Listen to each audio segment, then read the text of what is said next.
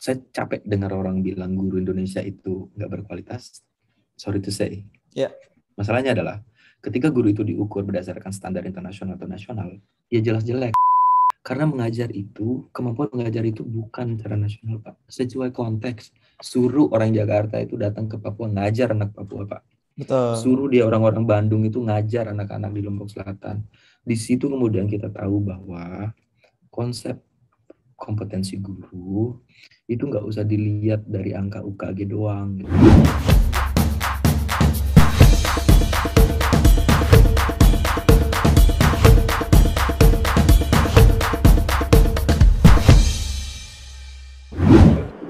Well, Reza Laki in the Sky di Maji TV kali ini, Maji People buat kamu semua. Ini pertama kali kita lakukan Zoom meeting bersama salah seorang dosen yang cukup inspiratif. Jadi dosen ini salah satu dosen yang cukup dielulukan oleh mahasiswa mereka, Aset Unram, one and only Pak Junaidi. Ini adalah sesuatu yang bisa dijelaskan kenapa mereka bisa seperti itu dan faktornya banyak. So singkatnya adalah saya merasa saya bertanggung jawab di situ dan ya udah saya ingin memainkan peran saya aja. Oke, memainkan peran sebagai tenaga pengajar juga untuk mengedukasi berarti ya. Iya, seandainya hanya sebagai tenaga pengajar, saya hanya akan terkait dengan tugas saya di UNRAM gitu loh. Saya guru pendidikan bahasa Inggris, tugas saya adalah untuk melatih guru bahasa Inggris. Yeah, tapi benar. Di luar itu saya punya identitas lain di mana saya adalah saya guru bahasa intinya. Dan di dalam bahasa itu kita belajar tentang bahasanya, bagaimana berbicara dalam bahasa itu, dan bagaimana mengenal dunia lewat bahasa. Dan yang keempat, yang paling penting, bagaimana mengubah dunia lewat pembelajaran bahasa. Nah, karena luasnya cakupan seorang guru bahasa, saya merasa bahwa literasi itu adalah sesuatu yang kalau Indonesia mau ubah nasibnya, ada 25 juta orang miskin di sini, Pak. Benar sekali. Itu harus nomor satu, gitu loh. Ya, dan saya meyakini itu sampai benar-benar dalam diri saya, udah gitu loh. Saya mau jalan ke situ. Urusan value yang lain, saya belakangan deh. Karena kita semua punya value moral masing-masing gitu loh. Yeah. Tapi nomor satu dulu, kita bisa mikir disiplin lurus gitu. Yeah. Nah, itu kenapa saya bisa habiskan waktu misalnya sampai dengan 5 jam untuk riset, menulis sekian jam, dan kemudian ya udah, kalau ada yang sampai inbox kita layani gitu loh, karena memang udah ambil identitas itu gitu, pengen meluruskan sesuatu yang saya anggap perlu diluruskan. Oke, tapi banyak juga kadang-kadang yang berseberangan dengan pendapat Pak Junaid berarti kan. Banyak yang berseberangan. Mungkin juga mereka memiliki beberapa hasil riset sendiri juga. Mungkin dari cocok logi yang mungkin Anda tidak bisa tidak bisa jelaskan dengan detail, karena cocok logi itu biasanya lebih ada yang bilang cocok logi itu ada yang cukup ngawak juga, sama seperti jering ya.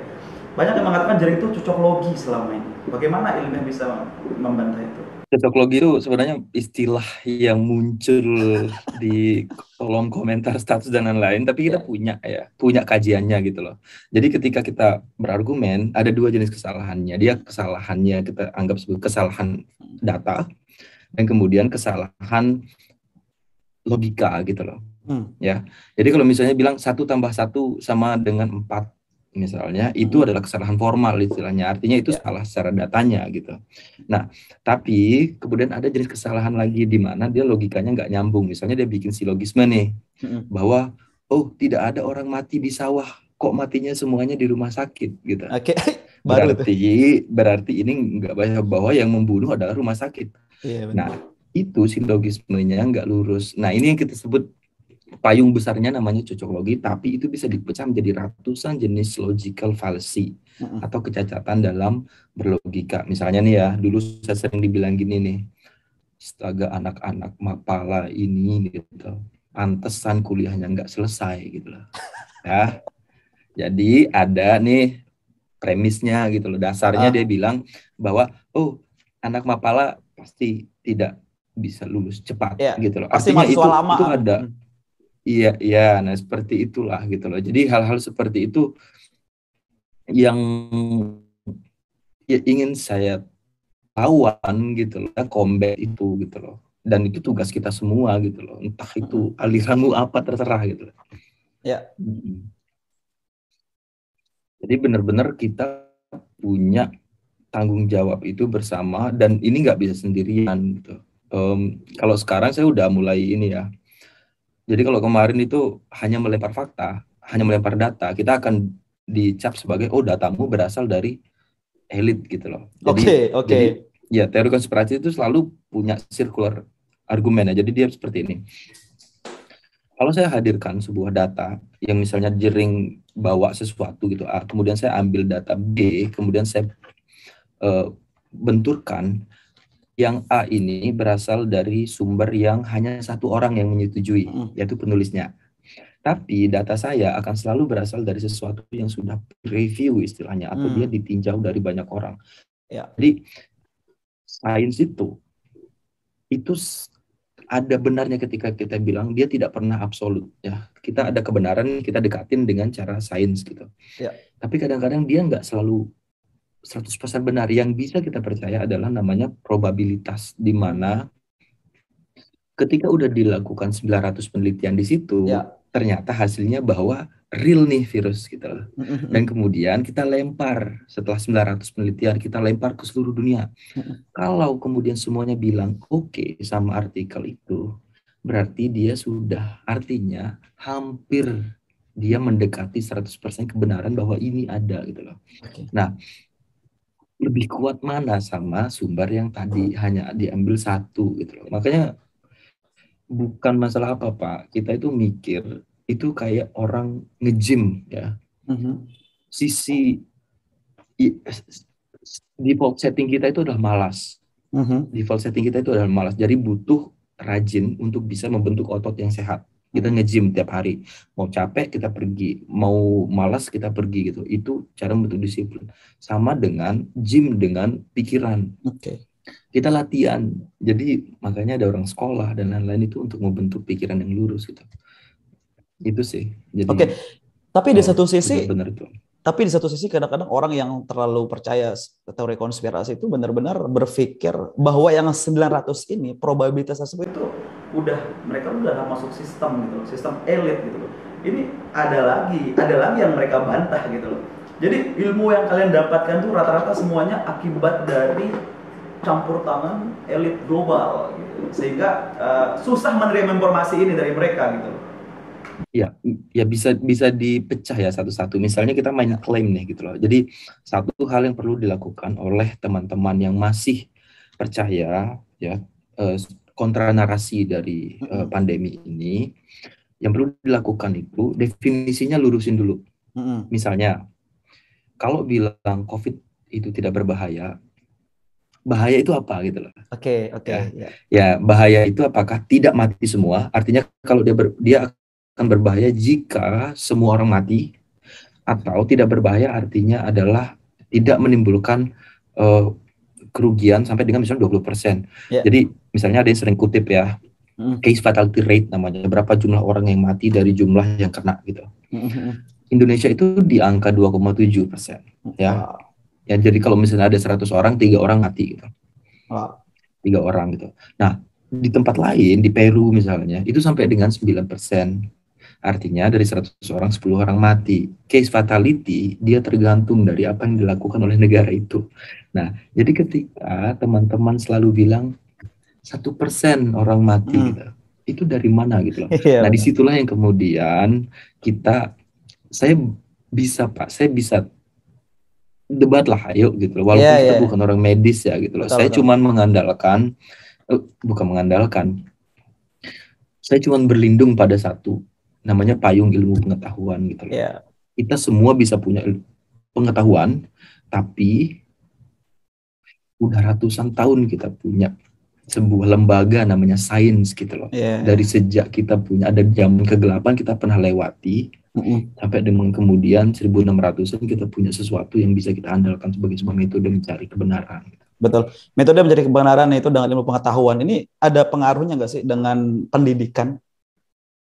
Dengan cara mendapatkan pendidikan tersebut, sehingga Oh, ini bisa dikategorikan orang-orang yang kadang-kadang apa ya, yang kadang-kadang terlalu percaya sama teori konspirasi atau bahkan mereka yang antitesisnya gitu kan.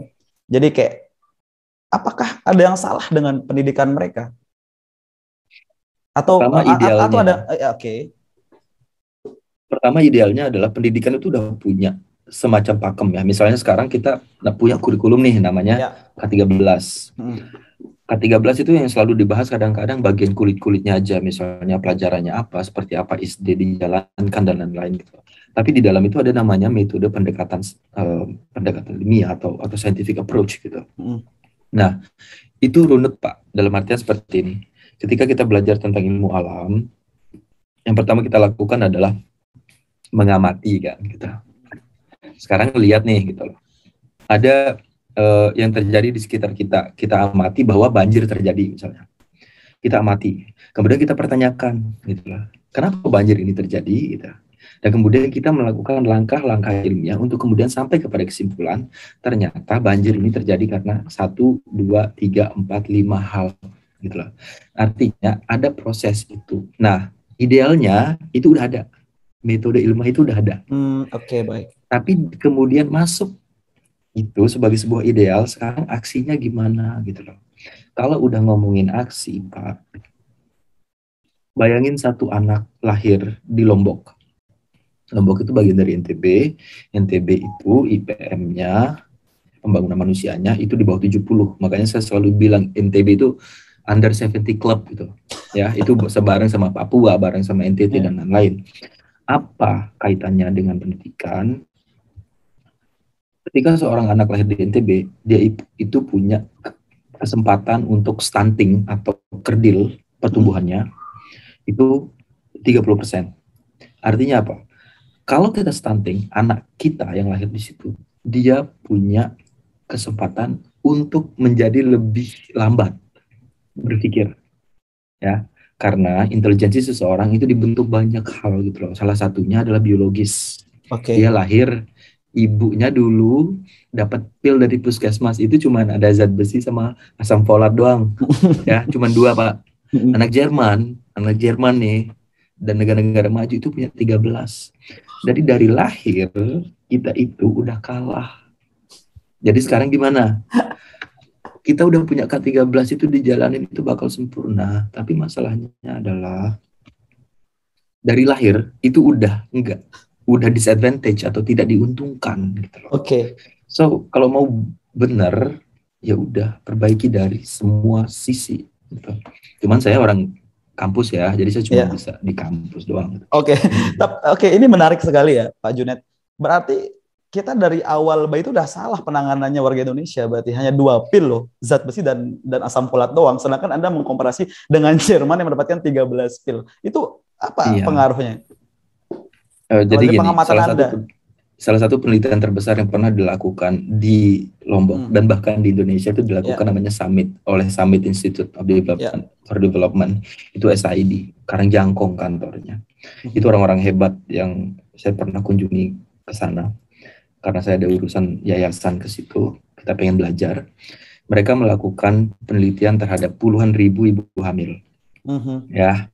Dan kemudian ibu hamil ini dilihat nih, mana yang dikasih 13 mikronutrien itu, mikronutrisi itu, mana yang nggak dikasih gitu loh. Ya, pertama hasilnya adalah yang dikasih pil itu lebih sedikit kematian anak dan bayi. Kematian ibu dan anak. Ya, kematian ibu dan bayi itu lebih sedikit, turun drastis.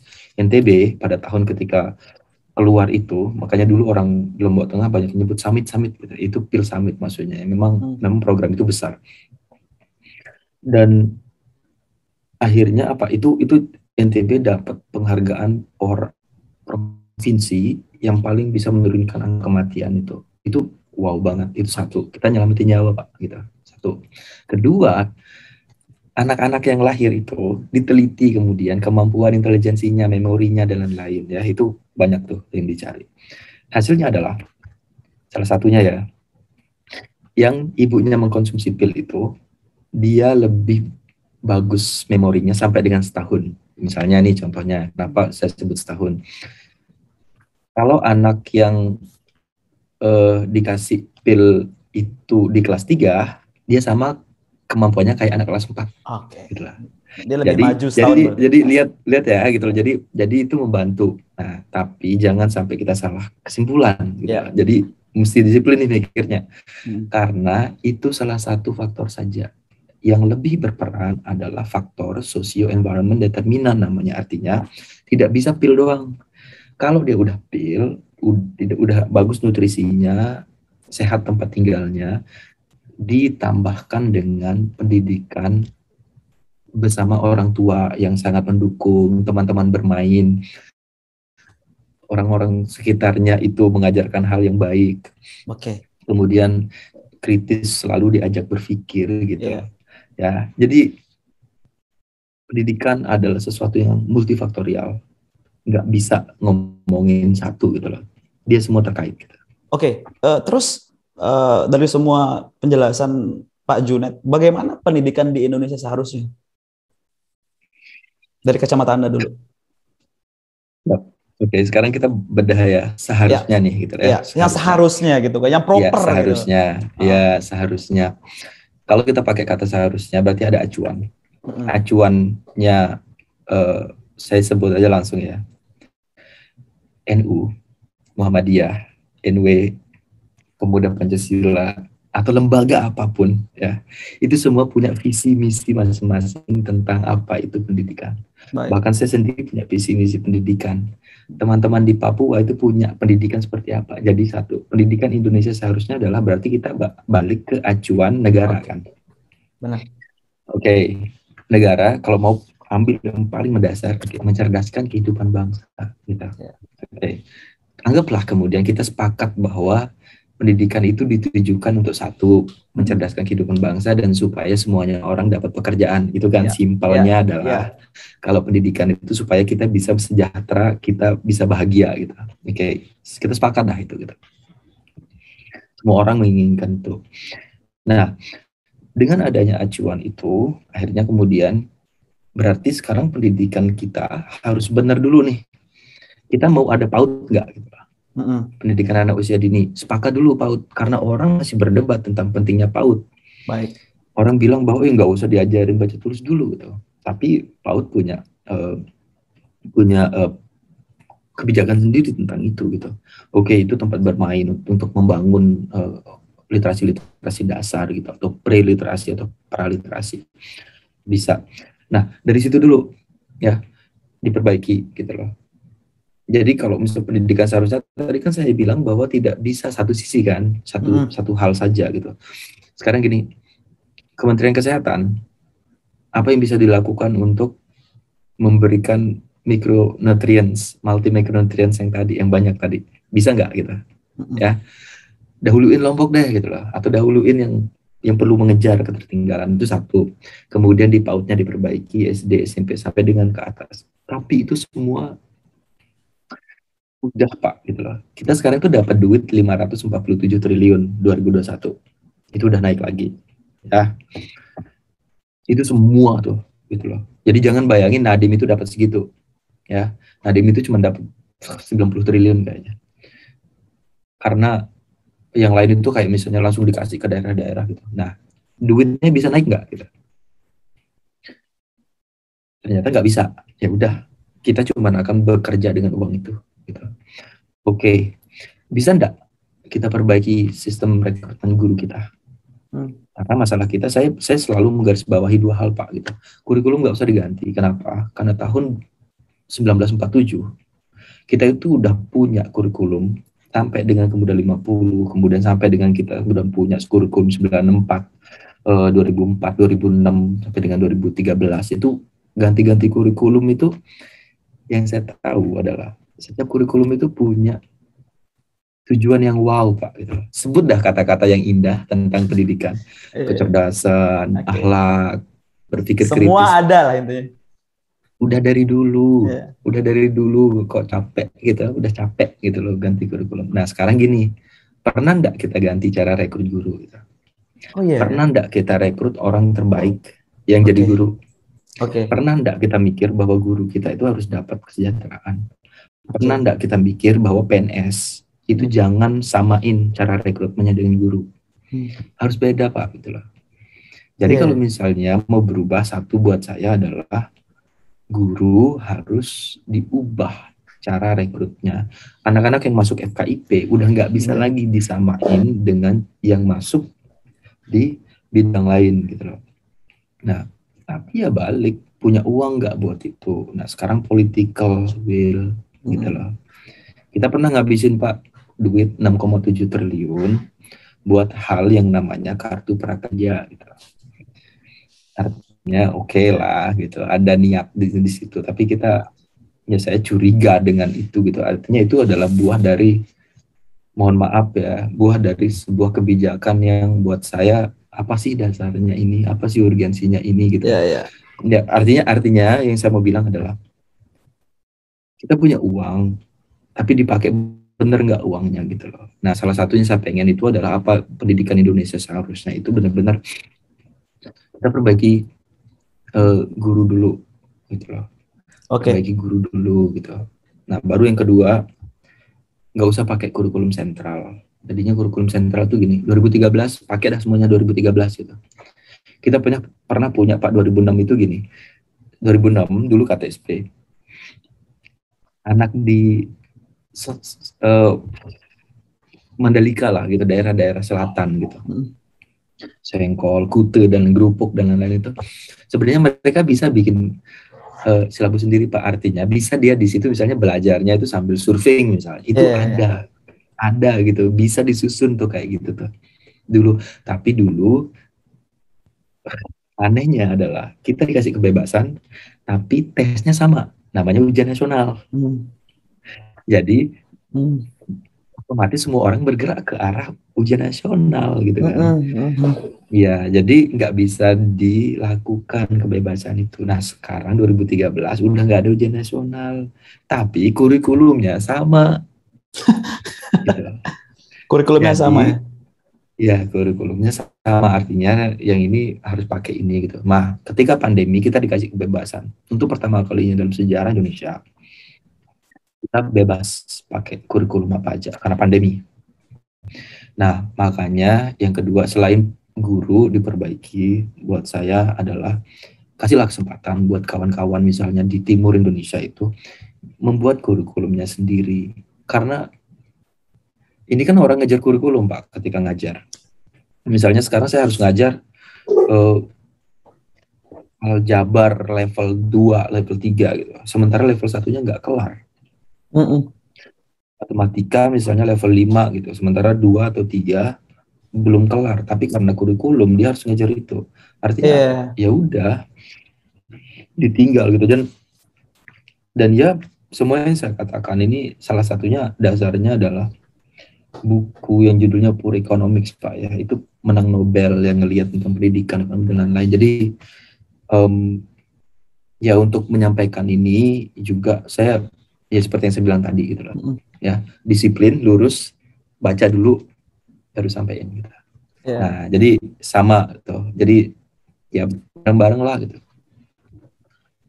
Itu dari sisi pemerintah loh Pak ya. Saya belum ngomong dari sisi kita yang lain, tapi itu dulu dari pemerintahnya. Iya, jadi sebenarnya ini menarik sekali ya. Pola rekrut pertama yang saya tangkap pertama, pola rekrut yang kurang menarik. Bisa dikatakan tidak efisien. Karena guru-guru sekarang, jujur banyak guru-guru sekarang yang bahkan tidak punya kompetensi di bidangnya.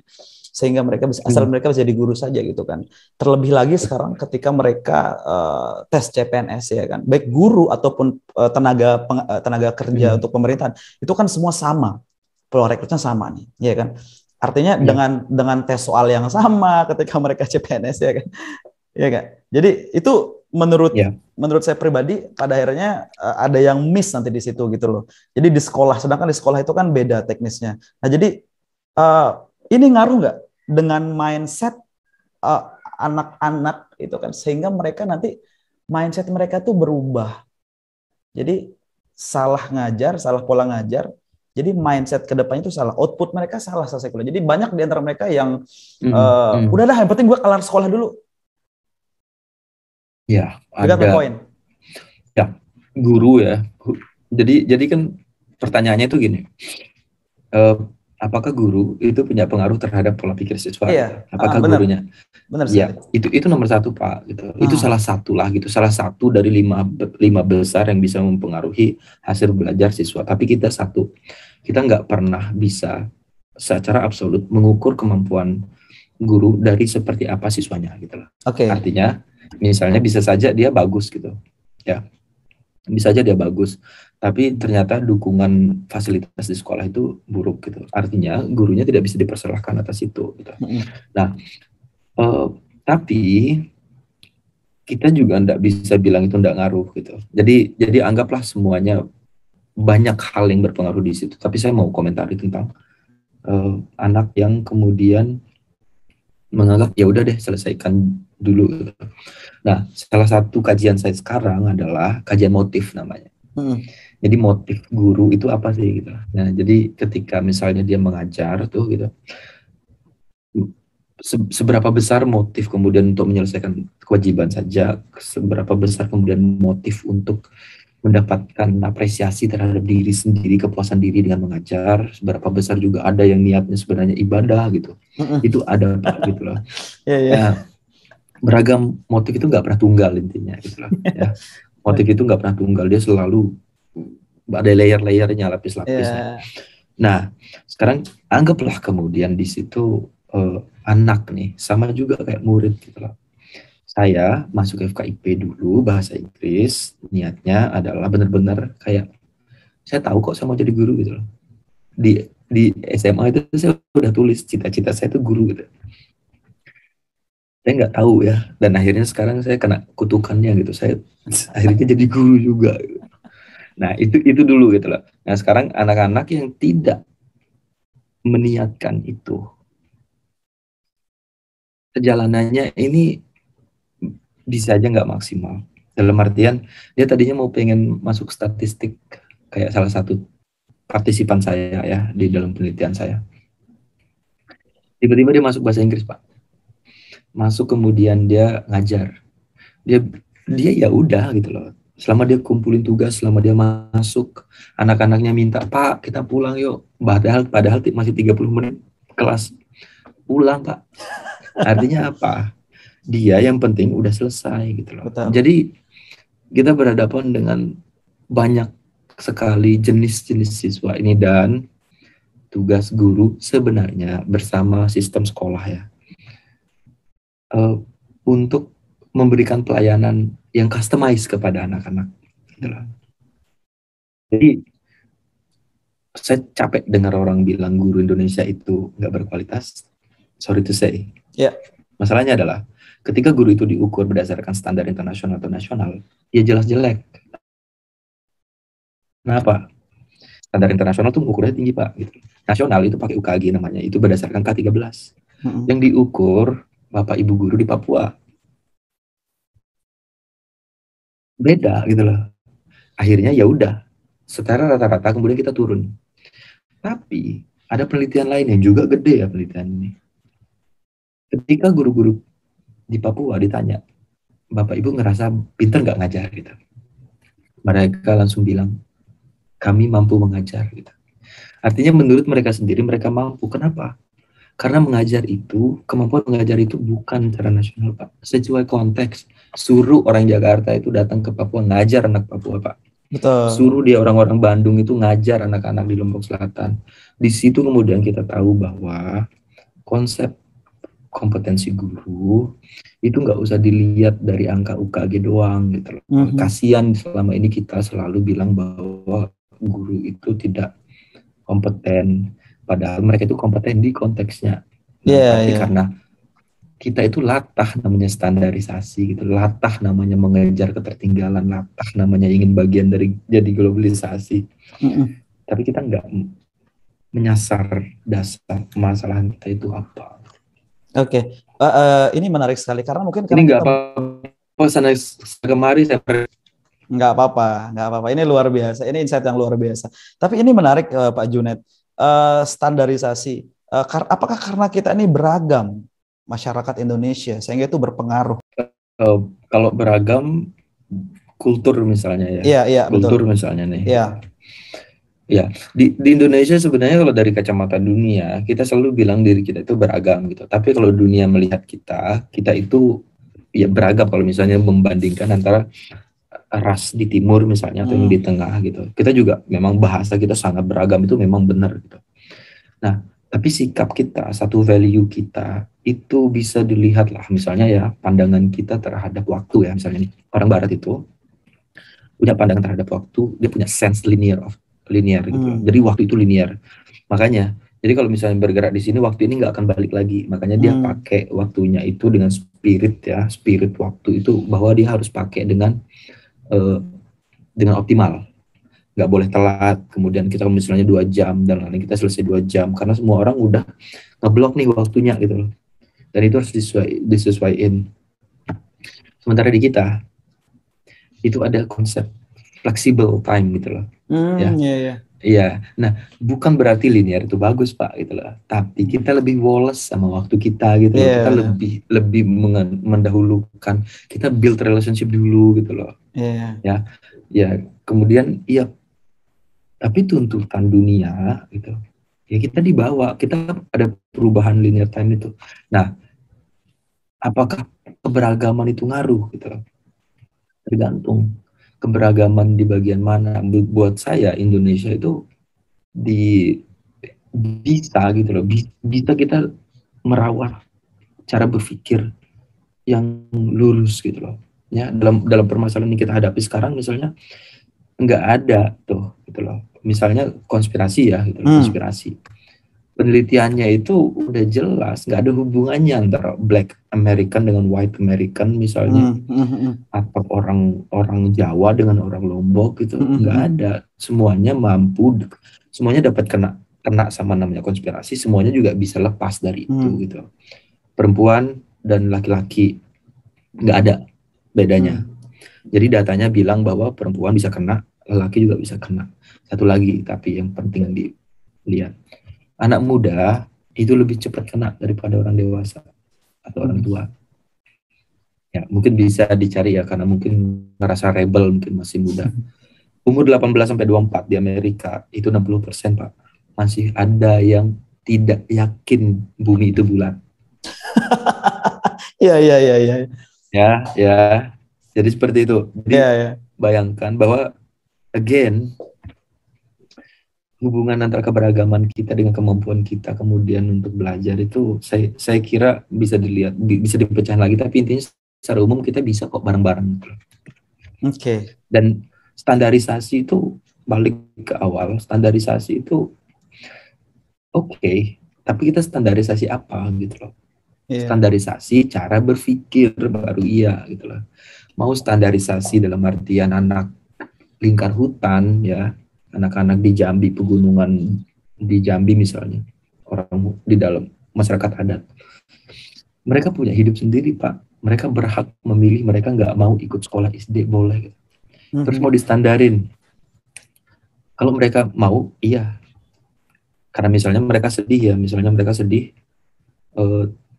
pohonnya ditebang atau anaknya banyak yang meninggal karena penyakit baru. Kemudian mereka mau belajar, diajarin ilmu-ilmu kedokteran dari luar. Oke, kalau mereka minta.